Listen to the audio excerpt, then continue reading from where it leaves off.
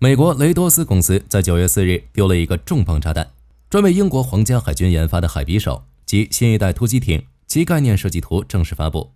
海上匕首的性能大概可以用2个词来概括：快速登陆，迅速撤离。如此性能让不少媒体猜测，这把海匕首未来要装配的对象或许是英国皇家海军的特种部队单位特殊舟艇队。至于这支特殊舟艇队特殊在哪儿，海匕首到底有哪些具体性能，它又能为特殊舟艇队带来什么？各位不妨接着往下看。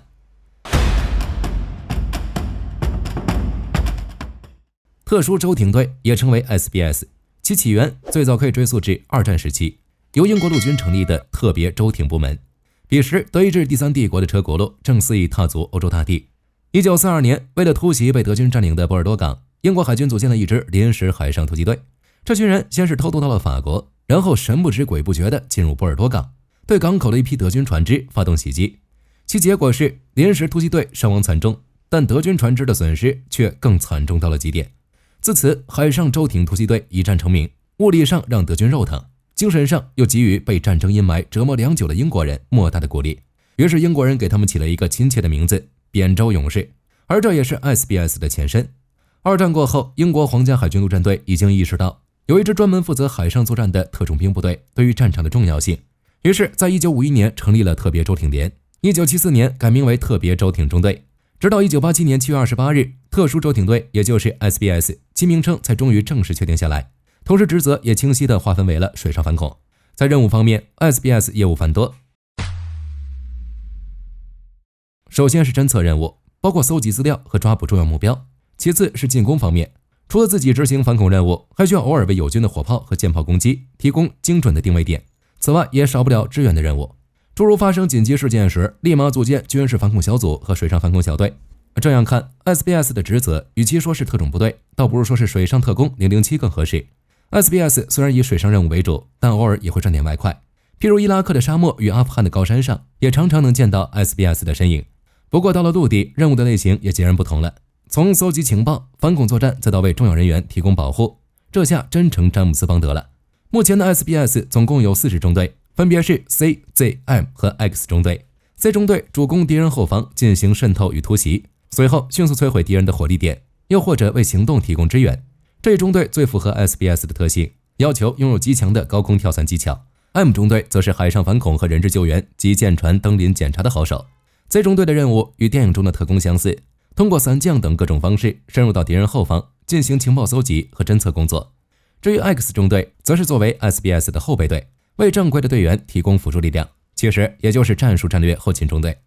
值得一提的是，英国的特种部队部门按照不同的作战范围也有了很明确的分类。 SBS 主管水上任务，而陆路的特种任务则主要由英国陆军第22特种空勤团执行，两部队并称英伦特种姐妹花，交由特种部队总监所指挥。 SAS 大家应该不陌生，这支在2战初期诞生的特殊作战部队一度被德军称为红色魔鬼。大名鼎鼎的沙漠之狐隆美尔与 SAS 交手后也无奈地表示，抓到 SAS 俘虏后一律枪决，因为从他们的身上根本问不出情报。正相反，他们有无数种技能，足以帮助他们从敌人手中逃脱，然后带回敌人的情报。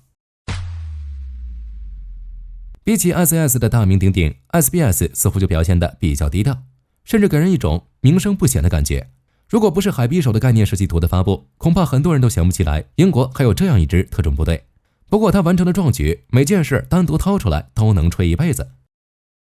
首先是1972年伊丽莎白二世皇后号邮轮事件，该邮轮彼时正行驶在大西洋上，却突然传出埋藏炸弹的消息。 SBS 紧急空降该邮轮，顺利解除炸弹威胁。此外，1982年的马岛战争中， SBS 在极度恶劣的气候条件下，一口气完成包括2栖登陆、海上跳伞、长途行军在内多个特别行动，成为了第一支登上了马岛的英国部队，为英军占领该岛开辟了道路。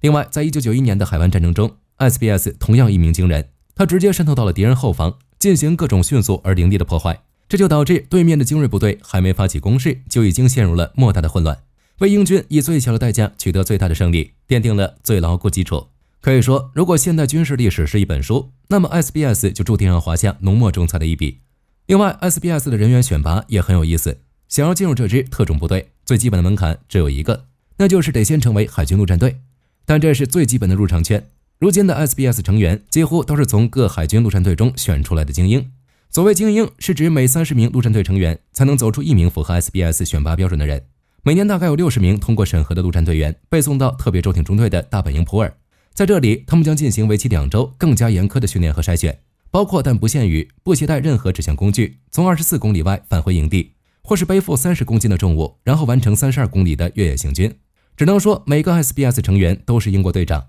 到了如今，如果英国皇家海军再给 SBS 配备海匕首突击艇，其作战实力恐怕要得到一个更大的提升了。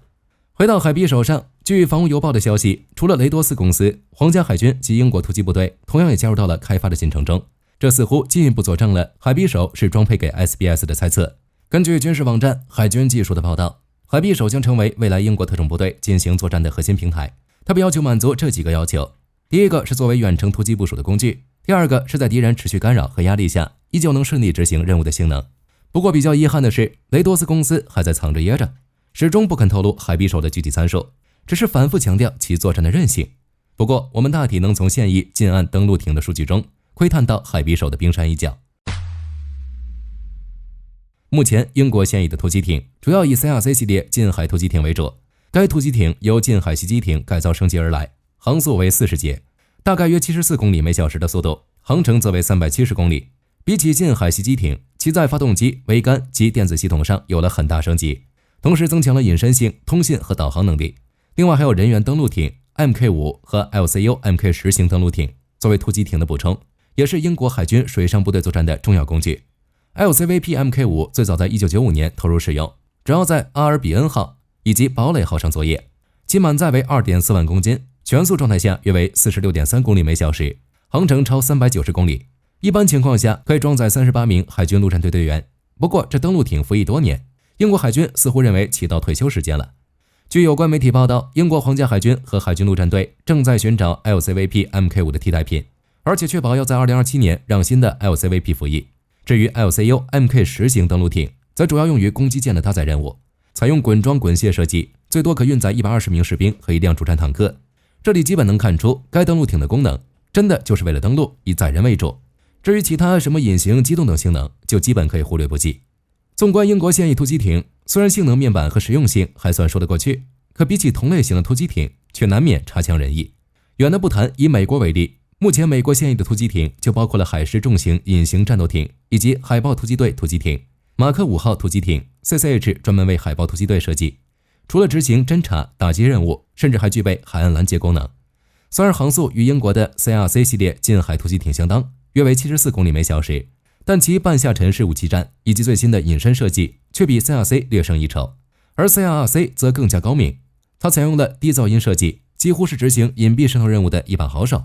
除了发动机驱动，还能使用人力滑降前进，这种设计表明了其便捷的机动性强的性能。更夸张的是，与 CRC 协同作战的对象一般是俄亥俄级的核潜艇，特种部队携带 CRC 由潜艇的甲板下水执行任务。至于 Mark 5就更加夸张了，其最大航速来到了50节，也就是约 92.6 公里每小时，属于同类型突击艇中的高速艇。独特的船体结构让它即使在高浪环境下也足以进行持续的作战。另外配备的6台外置发动机，让 Mark 5同时具备了较强的机动性。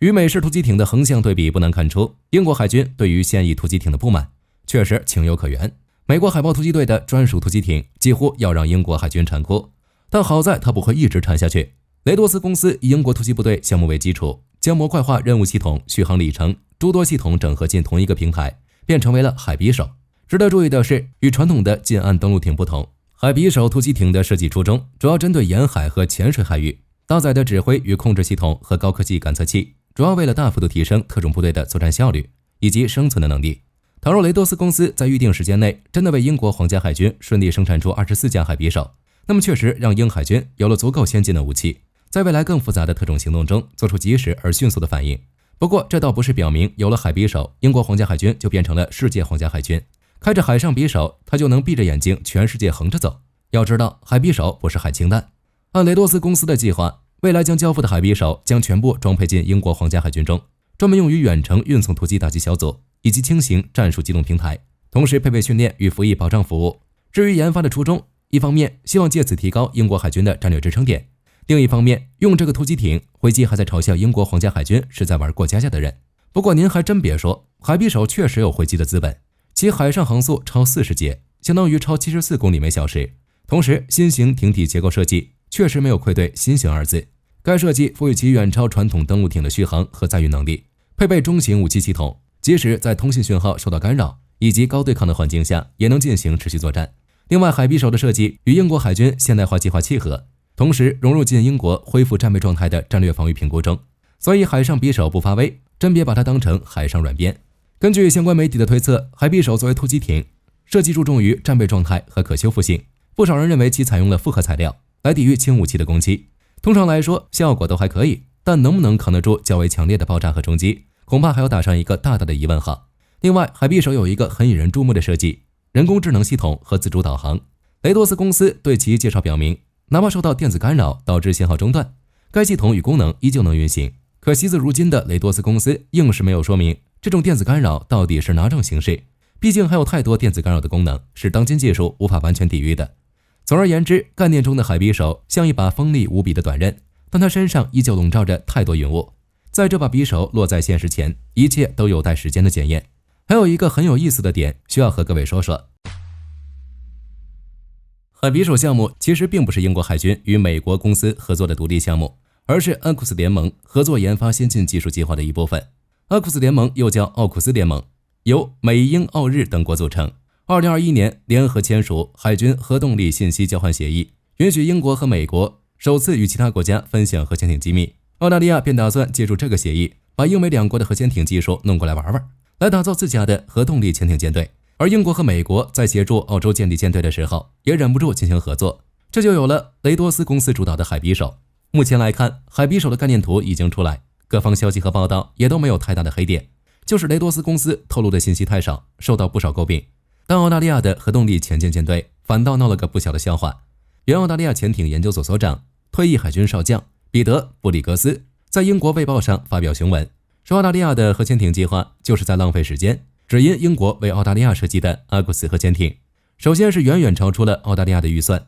而且设计理念超越了时代，顾名思义就是不符合澳大利亚如今战略的需求。除了超出澳大利亚的预算，其实也超出了英国的军费预算，加上技术难题，几乎难以在短时间内交付。为此，彼得·布里格斯建议采用 B 计划，也就是建造更小、更便宜的法国续福级核潜艇。这样看，虽然澳大利亚核动力潜舰舰队美梦摇摇欲坠，但顺手促成的海匕首项目却开出了意想不到的果实。